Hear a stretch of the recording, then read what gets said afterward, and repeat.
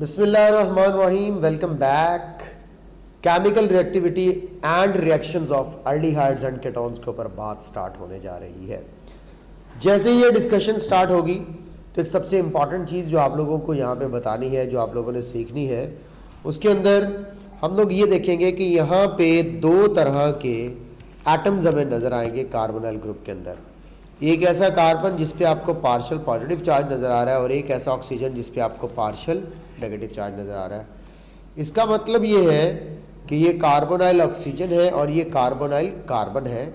तो carbonyl oxygen जो है ये हमारे पास न्यूक्लियोफिलिक है, यानी कि इसके पास इलेक्ट्रॉन्स की एक्सेस मौजूद है। और ये जो कार्बोनाइल कार्बन है ये इलेक्ट्रोफिलिक है। कार्बोनाइल कार्बन जो है वो इलेक्ट्रोफिलिक है। अब अगर न्यूक्लियोफाइल आएगा तो इस कार्बन पे अटैक करेगा, यानी कि कार्बन खुद इलेक्ट्रोफिलिक है बट फैसिलिटेट कर रही है न्यूक्लियोफिलिक अटैक को, जैसे कि मैंने पहले भी बताया। और ऑक्सीजन जो है वो खुद न्यूक्लियोफिलिक है लेकिन ये फैसिलिटेट ऑफ कोर्स करेगी इलेक्ट्रोफिलिक अटैक को। तो इसका मतलब है कि पाई बॉन्ड और सिग्मा बॉन्ड इंडिकेट कर रहे हैं कि पाई बॉन्ड की वजह से यहाँ पे एडिशन रिएक्शन होगा, तो ऑक्सीजन की वजह से इलेक्ट्रोफिलिक एडिशन होगा और कार्बन की वजह से न्यूक्लियोफिलिक एडिशन होगा। यानी कि दो पॉसिबिलिटीज है जो आप लोगों के सामने मैंने रख दी है। अब इन दो पॉसिबिलिटीज के अंदर हमारे पास नेक्स्ट स्टेप क्या है कि कौन सा फेवरेबल है। कार्बन ऑफ कोर्स एक डोमिनेटिंग एटम होता है ऑर्गेनिक कंपाउंड्स के अंदर, तो कार्बन की जो डोमिनेंसी है वो इंडिकेट कर रही है कि ये न्यूक्लियोफिलिक एडिशन रिएक्शंस है वो इजीली शो करेंगे और इलेक्ट्रोफिलिक एडिशन रिएक्शन में ये थोड़ी सी रिलक्टेंस शो करेंगे। तो रिलक्टेंटली जो है हमारे पास इलेक्ट्रोफिलिक एडिशन हो रही होगी और इजीली जो है या स्मूथली जो है वो न्यूक्लियोफिलिक एडिशन हो रही होगी। तो ये दो टाइप के जो रिएक्शंस हैं कार्बोनाइल कंपाउंड्स के, ये आप लोगों के साथ जो है वो मैंने शेयर किए और इनको अब आप लोग अपने सामने जो है वो रखें। अब हमने अपने सिलेबस में of course nucleophilic addition reactions को पढ़ना है, तो ये आपके सामने जो मैंने सारी बातें भी की हैं वो शेयर कर दी हैं कि सिग्मा और पाई बॉन्ड है, एडिशन रिएक्शन शो करेगा, ऐड कर लेता मोस्टली रिएजेंट्स को अपने अंदर, न्यूक्लियोफाइल और इलेक्ट्रोफाइल दोनों के अटैक को जो है वो फेवर करेगा depending upon carbon and oxygen. तो न्यूक्लियोफिलिक एडिशन रिएक्शन जनरली इसलिए शो करते हैं कि ऑफ कोर्स हमारे पास जो है वो negative part of nucleophilic reagent carbonyl carbon के साथ कंबाइन होता है और कार्बोनाइल कार्बन डोमिनेटिंग कार्बन है।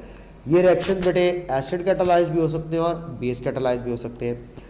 बेस कैटालिस्ट इंक्रीज करता है nucleophilic character of the reagent और एसिड कैटालिस्ट इंक्रीज करता है electrophilic character of the carbonyl carbon. ये दो पॉइंट्स आप लोग यूँ समझ लो कि पेपर के आने वाले बहुत इंपॉर्टेंट एमसीक्यूज के दो पॉइंट्स हैं। अब आपको ये दो पॉइंट्स एक्सप्लेन करने जाऊंगा अभी थोड़ी देर में कि एसिड कैटालिस्ट कैसे इंक्रीज करता है इलेक्ट्रोफिलिक कैरेक्टर और बेस कैटालिस्ट कैसे इंक्रीज करता है न्यूक्लियोफिलिक कैरेक्टर। ये सारी चीज़ें आप लोगों को अब मैं समझाने लगा हूँ, ठीक है। लेकिन उससे पहले मैं आप लोगों को एक ऑर्डर बता दूँ, रिएक्टिविटी ऑर्डर याद रख लीजिएगा। रिएक्टिविटी ऑर्डर में कि अल्डिहाइड्स मोर रिएक्टिव होते हैं as compared to ketones during nucleophilic addition reactions. Reason आपको पता ही है कि अल्डिहाइड्स के अंदर स्टेरिक हिंड्रेंस का फैक्टर नहीं होगा, नन्हे मुन्ने छोटे छोटे हाइड्रोजन्स होंगे, न्यूक्लियोफाइल बासानी अटैक कर सकता होगा। लेकिन जैसे ही आप लोग जो है वो अल्काइल ग्रुप अटैच कर दोगे, कार्बन नंबर बढ़ाते जाओगे, अल्काइल ग्रुप का साइज बढ़ाते चले जाओगे, एक तो स्टेरिक हिंड्रेंस बढ़ती है, दूसरा आपको पता है अल्काइल ग्रुप इलेक्ट्रॉन डोनेटिंग होते हैं। जब अल्काइल ग्रुप इलेक्ट्रॉन डोनेटिंग होते हैं तो वो कार्बोनाइल कार्बन के जो इलेक्ट्रोफिलिसिटी है उसको कम कर देते हैं। क्यों? कार्बोनाइल कार्बन न्यूक्लियोफाइल से इलेक्ट्रॉन लेने के लिए रिएक्ट कर रही थी। ये जो अल्काइल ग्रुप्स होते हैं ये कार्बोनाइल कार्बन को इलेक्ट्रॉन डोनेट करना शुरू कर देते हैं, जिसकी वजह से इसकी इलेक्ट्रोफिलिसिटी कम हो जाती है। तो दो फैक्टर्स हैं कीटोन्स की इवन दो और एक्टिविटी कम है। तो पहला फैक्टर मैं आपको बता रहा हूँ, स्टेरिक हिंड्रेंस की वजह से न्यूक्लियोफाइल को रुकावट होती है, ठीक है। दूसरा फैक्टर मैं आप लोगों को जो बता रहा हूँ यहाँ पे वो आप लोगों के पास होगा कि alkyl group electron donating groups होते हैं, ये कार्बोनाइल कार्बन को इलेक्ट्रॉन डोनेट करके इसकी इलेक्ट्रोफिलिसिटी को कम कर देते हैं। तो डिक्रीज इलेक्ट्रोफिलिसिटी, डिक्रीज इलेक्ट्रोफिलिसिटी, तो ये इलेक्ट्रोफिलिसिटी को जो है वो डिक्रीज कर देते हैं। तो ये दो बातें आपने अच्छे तरीके से ज़हन में रखनी है, ठीक है बेटा। अब आगे देखिए आप लोगों के सामने यहाँ पे जो चीज़ या जो बात मैं रखने लगा हूँ वो क्या है कि फॉर्मेल्डिहाइड, एसिटल्डिहाइड, एसीटोन, ये एक्टिविटी ऑर्डर। और फिर बच्चे कहते हैं सर एरोमेटिक का भी तो बता दें। ये देखो aromatic aldehyde, aromatic and aliphatic दोनों अल्डिहाइड्स और दोनों एरोमेटिक कीटोन्स के हवाले से बात कर रहे हैं, यानी कि यहाँ पे भी अल्डिहाइड्स है।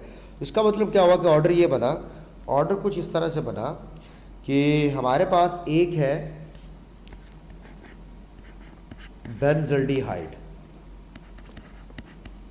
ठीक है जी, और एक हमारे पास मौजूद हो अगर एसिटोफिनोल।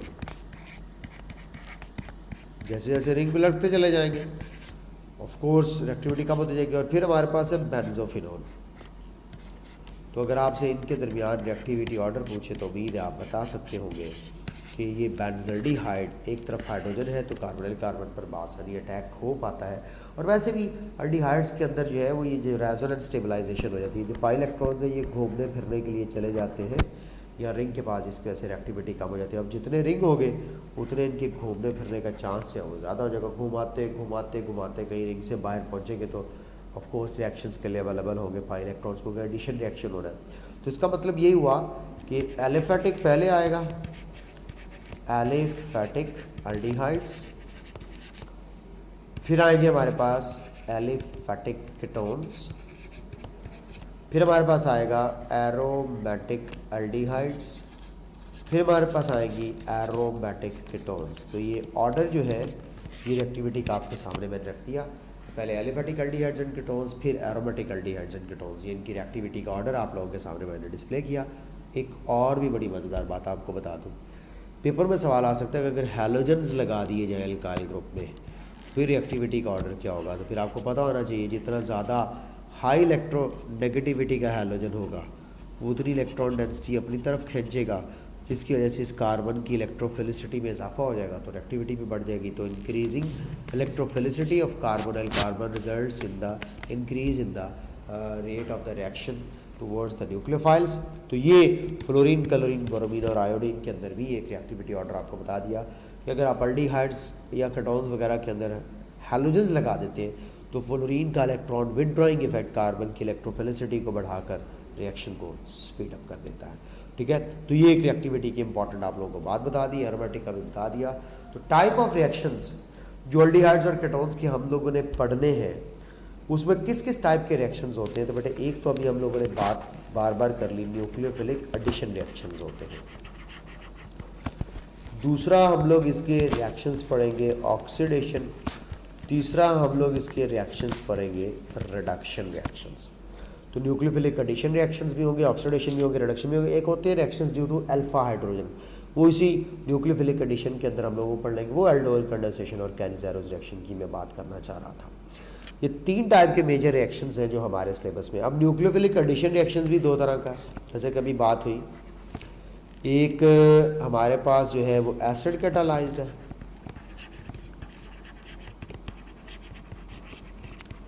और दूसरा हमारे पास बेस कैटालाइज्ड है। Acid catalysed and base catalysed nucleophilic addition reaction, दोनों में डिफरेंस क्या है ये भी आप लोगों को बताता हूँ। ठीक है, तो अभी तो आप लोगों को ये पता चल गया कि ये हमारे पास मेजर तीन टाइप के रिएक्शंस है जिसके ऊपर बात करनी है।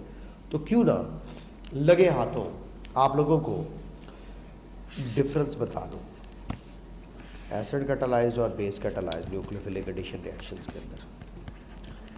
पढ़ने लगे न्यूक्लियोफिलिक एडिशन और इधर होगी पहले acid catalysed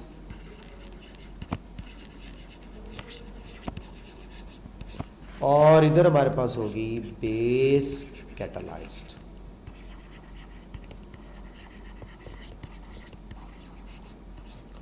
acid catalysed and base catalysed दो टाइप के रिएक्शंस हैं।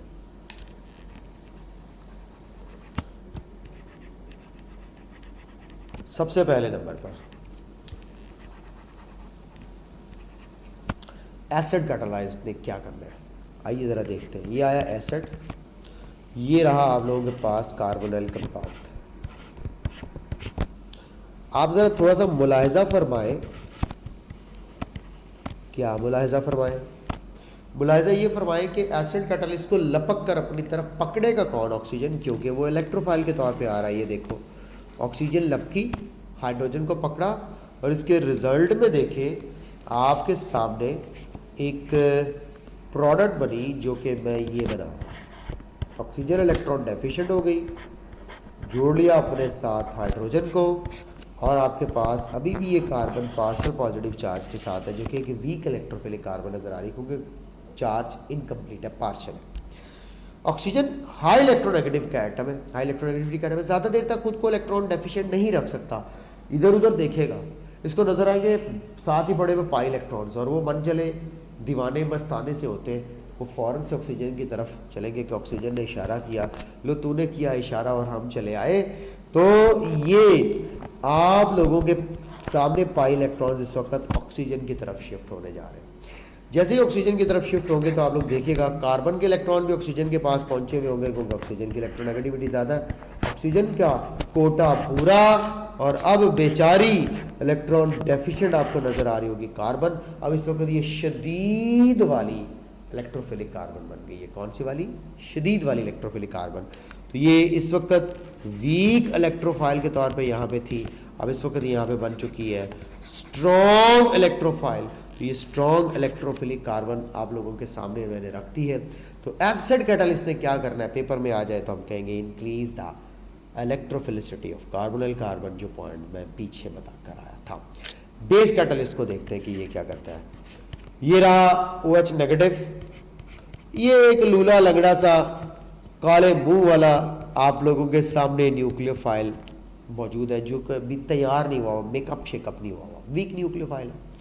OH नेगेटिव आता है, इसकी हाइड्रोजन को अपने साथ मिलाता है और ये जो दो इलेक्ट्रॉन्स ऑफ कोर्स ये न्यूक्लियोफाइल की तरफ शिफ्ट हो जाएंगे।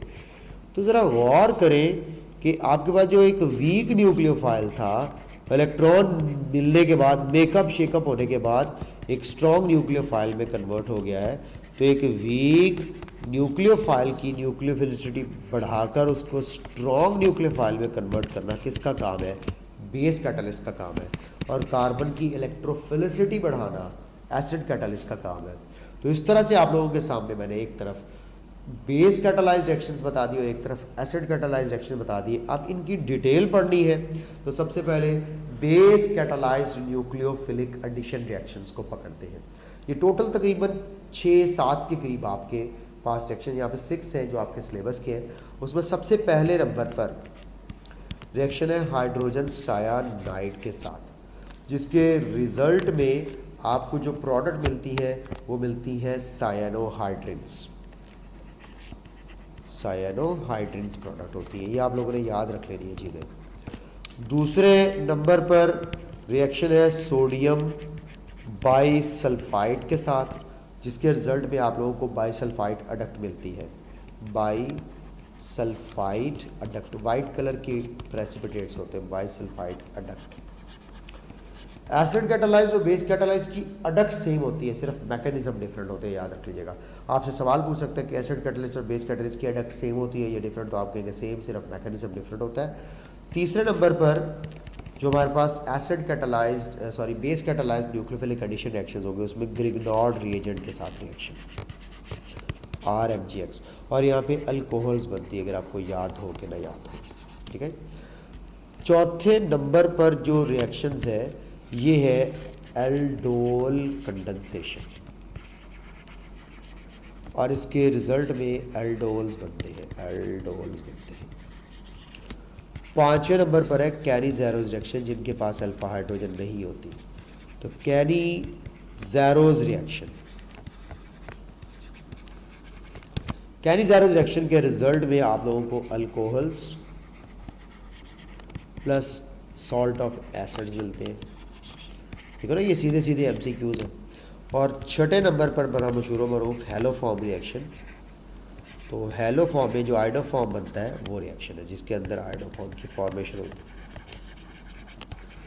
तो ये टोटल 6 टाइप्स के nucleophilic base catalysed addition reactions हैं।